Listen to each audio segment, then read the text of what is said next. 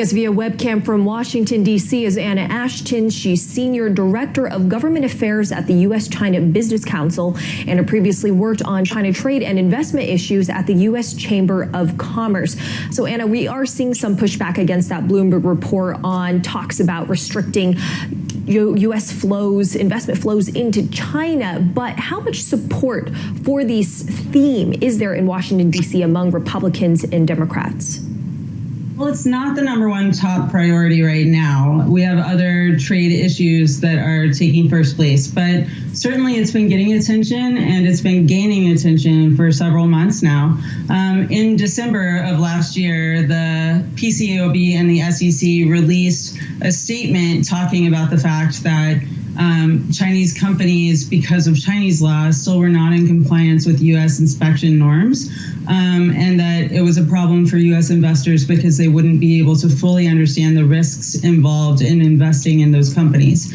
So, there's been a response on Capitol Hill and now a response from the administration basically saying we need to make sure that these are safe investments for U.S. investors, and therefore we need to make sure that Chinese companies disclose all the same things in their audits that U.S. companies do.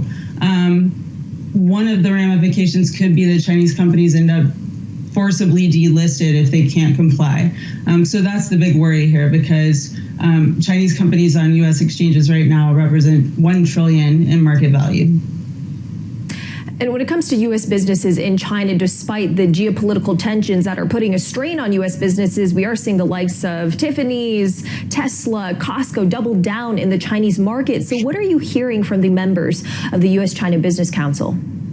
Sure. The reality is that absolutely tariffs have had a negative impact on U.S. companies.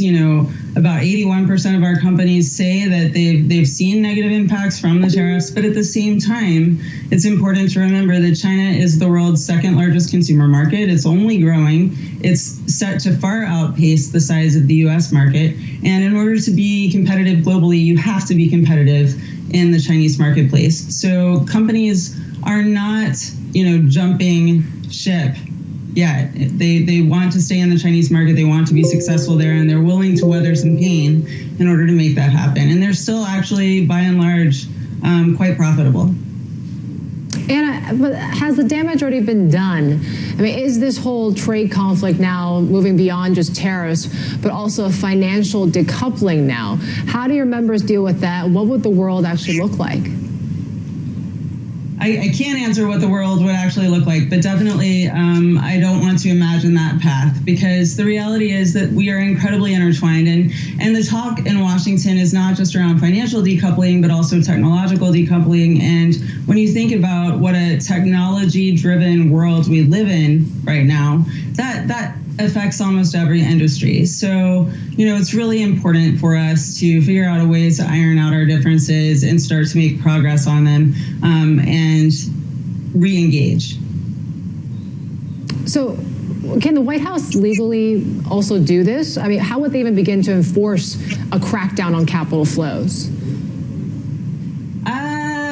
I'm not the expert in it, so I can't fully answer that question, but I assume they could issue an executive order that would, for instance, require that Chinese companies comply with U.S. auditing standards. I'm not positive, though. All right. What are you expecting for trade talks that kick off next week? Are you optimistic this time around? We've lost count how many times they've met already. I think one of your last guests said that he was mildly optimistic, and I guess I would be in about the same place. I don't think that we're going to see any enormous breakthrough in terms of the structural challenges that the two economies are facing. I don't think that we're going to see some major shifts in, policies that touch on tech transfer, for instance, or in, subsidies to state-owned enterprises. But I think there's room for us to make progress. Certainly in May, both parties were saying that they had made a lot of progress in their negotiations to date, and so hopefully they can salvage a lot of that.